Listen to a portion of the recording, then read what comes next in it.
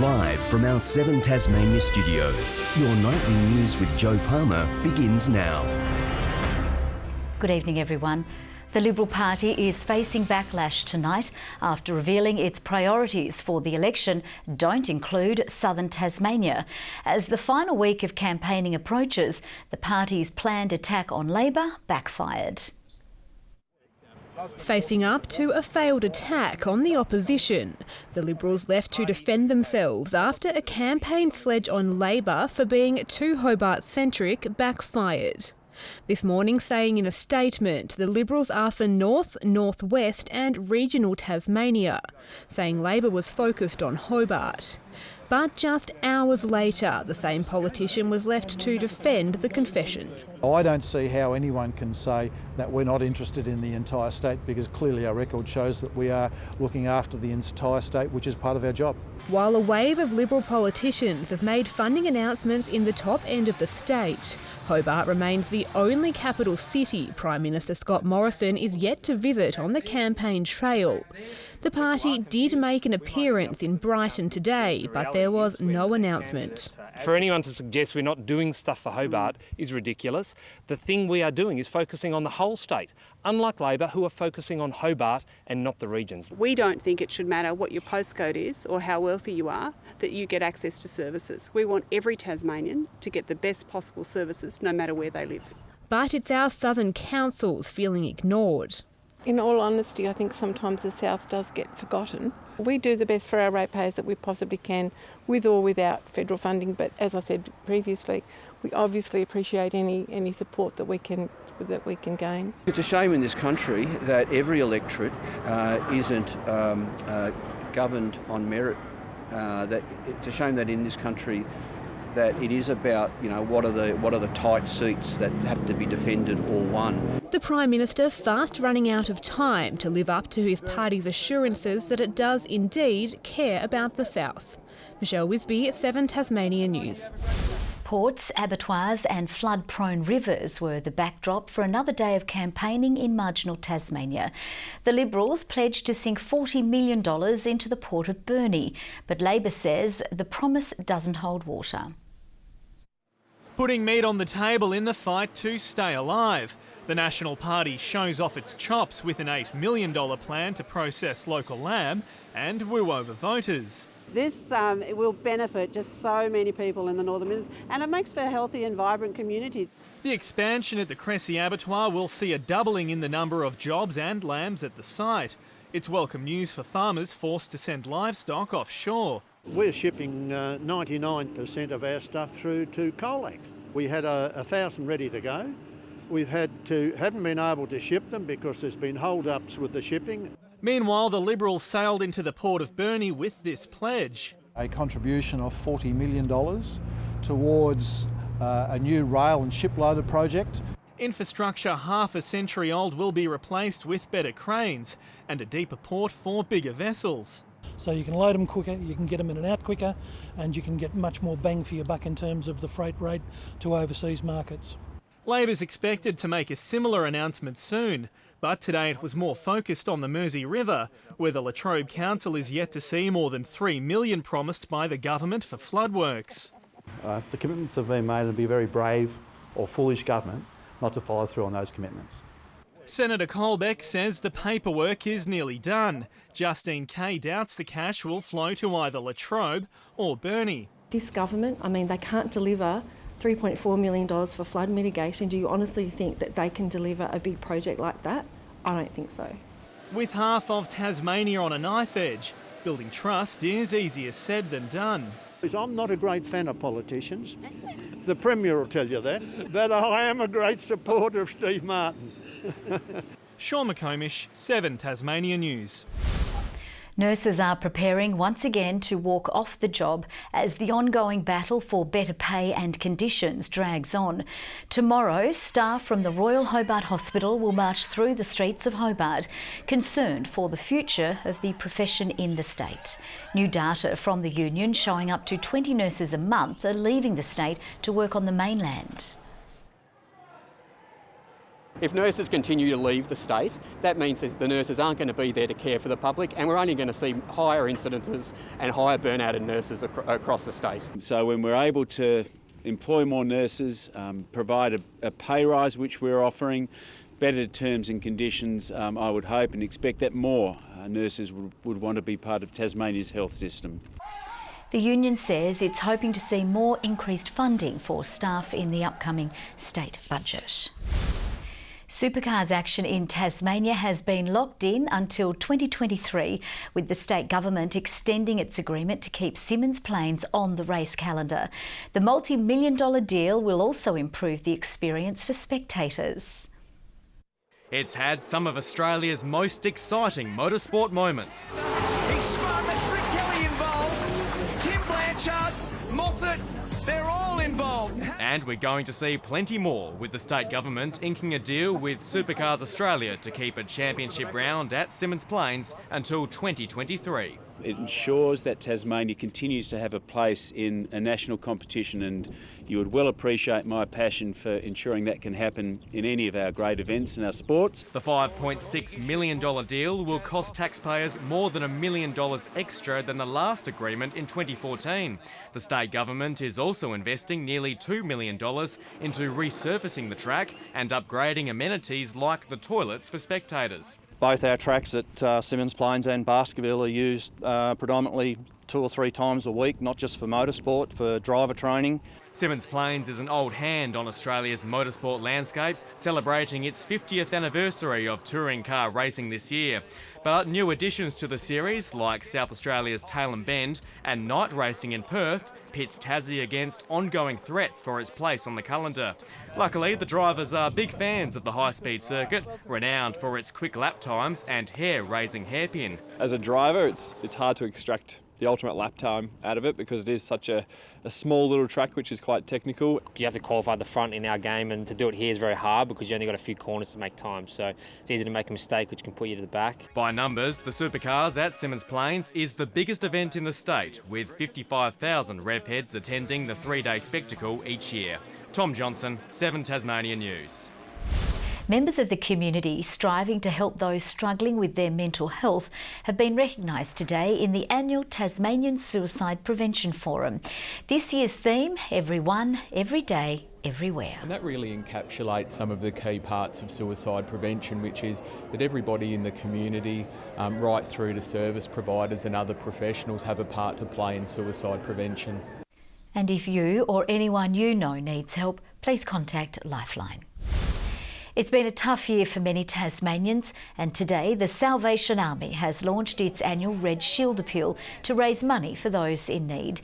The organisation ramping up its efforts to help locals impacted by the 2018 floods and recent devastating bushfires, who are still getting back on their feet. In the past 12 months, the natural disasters that we've responded to, including the massive fires in southern Tasmania, have had an impact on our resources. The appeal enables us to continue to provide those services at the level that we do, to give hope to people when they need it the most. The Salvation Army aims to raise $200,000 over the next month. Tasmanian migrants struggling to find jobs in hospitality are gaining vital practical experience through a new program. The Migrant Resource Centre launching a new catering enterprise to offer hands-on training for those in the multicultural community.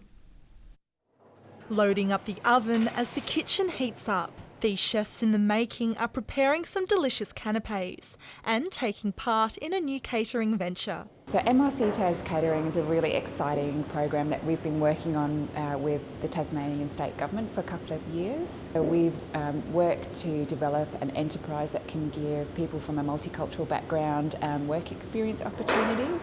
It's basically getting orientation in a working kitchen, which will give people the confidence to go forward and ask for jobs in hospitality. They'll know the language, they'll know more things about the equipment, about ingredients, etc.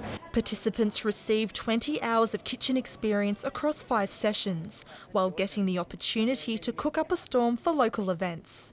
Today we're preparing some canapes for a stand-up cocktail event. So it's been really good to get some momentum going and be in the kitchen and preparing food. One of today's kitchen hands, Zara Galami, moved to Tasmania from Afghanistan over 2 years ago. What sort of things have you been learning?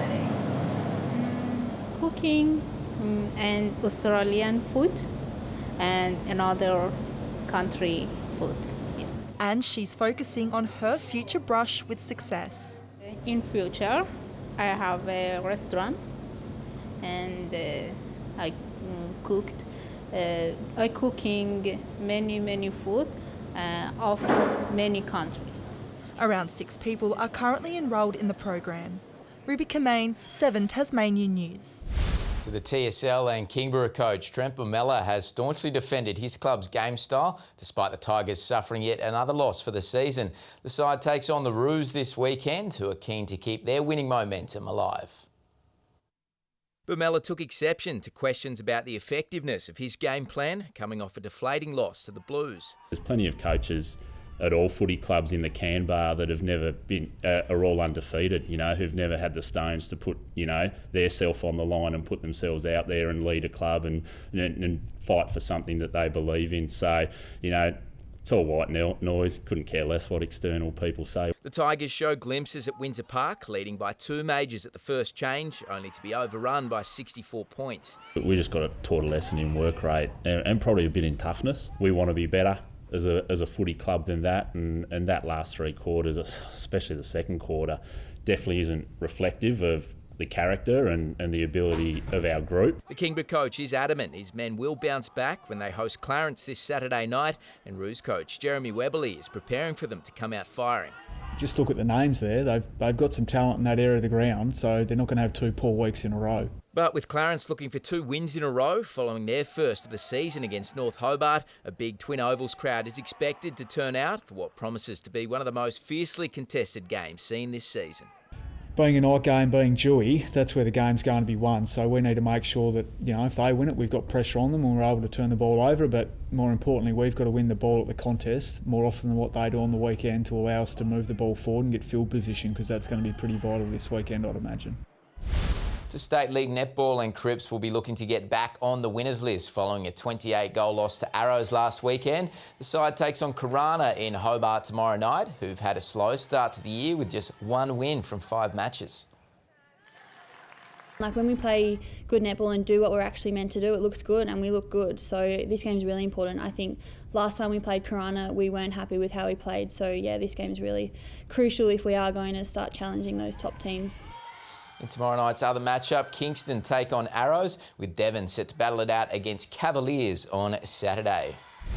Clarendon Vale boxer Gary Brown has been ramping up preparations in the gym ahead of Saturday night's Rumble at the racetrack in Hobart. Brown will look to get his boxing career back on track with a win over Jaden Plugger Joseph for the Tasmanian Cruiserweight title, and is expecting to get the job done via points decision, but he says he'll still be looking for the knockout. If the opportunity presents itself, I'm going to take it. It's a fight, we're not friends in the ring, so we've got to do what we've got to do. It's the first time in almost a decade that a boxing event has been held at Elwick Racecourse, with organisers hoping for a packed house. She's the strongest female powerlifter Tasmania has ever produced after only being in the sport for a few years. And now New Norfolk's Jess McCullum has the best of the best in her sights as she prepares for the World Championships. With the powerlifting nickname the She Beast, Jess McCullum makes a 220-kilogram deadlift look like a walk in the park. I was always into doing weight classes at the gym, and I'm very competitive. If I seen somebody doing a certain weight, specifically a male, I'd make sure I lifted more. After getting serious about the sport 3 years ago, she won her first contest just a couple of months later and has gone from strength to strength since then. The very first squat was 120 kilo, of which is now 235, so it's grown. My bench press was 60, which is now doubled. A grueling training regime and a hardcore diet which requires her to eat a kilogram of red meat every day, recently culminating into results on the national stage, with Jess finishing just short of third place by 2.5 kilograms at the country's most prestigious powerlifting event, the Arnold Classic in Melbourne. What's been amazing to see is just her dedication in the sport, especially in the last 12 months, in really adding all the small technical details that's making her not just a great, strong person, but an amazing powerlifting athlete. Ranked number 2 in Australia and number 6 in the world in her weight class, she's now preparing to compete in September's Southern Powerlifting Federation World Championships in the United States. And despite facing the added challenge of securing sponsors just to get there due to limited financial support in the sport, Jess is determined to not only compete but secure herself the world number 1 ranking along the way. As a kid, I was always the odd one out in school, the last one picked in a gym class, so I guess I had the drive to prove myself. It's a force of nature on the day. She's absolutely unstoppable. Good evening. A rain band gradually moved across the state today, bringing showers mostly to the northwest. Mount Reid had 24 millimetres to 9 a.m, and today's top fall was 14 millimetres at Iris and Fisher Rivers. Hobart, Burnie and Devonport all 15 degrees and Launceston 14. Temperatures generally close to average. Friendly Beaches the high with 18 degrees. Flinders Island 17 today. St Helens 16. Low Head and Grove 15. King Island and Smithton 14. Strawn 13 degrees. Now here we can see the massive cloud that worked its way over us today. Took a while to get here, but it's certainly over us at the moment. That frontal band also extending to South Australia. Cellular cloud with thunderstorms is in the cold air west of the front. A tropical depression to the north of the top end is generating thunderstorms there. Tomorrow, the cold front crosses eastern states as the high extends a ridge over most of the mainland. Southerly winds at 15 to 20 knots, shifting northwesterly over the east early and more westerly over the west and south, and reaching 20 to 30 knots, swells to 3 metres. A strong wind warning in the northwest from Sandy Cape to Stanley. Finishing off the working week for many in Hobart with some rain, clearing later in the day, 13 the top, 13 for Huonville, morning rain for Campania and 13 degrees. Launceston rain easing, 13 the top, 14 the high for Devonport. Rain easing also from Georgetown, 13 degrees. Burnie morning rain and 14, 13 the top for Strawn. Rain easing from Wynyard and 14 degrees. Seems to be a similar story right across the state. Same sort of thing along the east coast. Early rain clearing, 14 for St Helens, Swansea 13, just 12 for Port Arthur. On Saturday, an inland frost and fine apart from a shower over the west, south and Bass Strait. Those showers easing on Sunday with fine weather over the north and east. A windy day on Monday with showers over the west and north. Sunny in Perth tomorrow. A shower forecast for Adelaide. The heavy early rain will ease from Melbourne. Cloudy and 21 in Sydney. Partly cloudy and 27 in Brisbane. Mostly cloudy in Hobart and 12 and showery in Launceston. Showers also over Devonport. Great to know, Joe, that you're very happy with the new baby royal's name being Archie. In fact, we've heard today that Archie and his mum have left the hospital and have now moved to one of the estates, the royal estates, where he can now rest comfortably for the next 80 years or more. Stop being negative about everything, honestly. Thank you, Murph. That's all from the team for now. Thanks so much for your company. We'll see you a little bit later with updates. Bye-bye.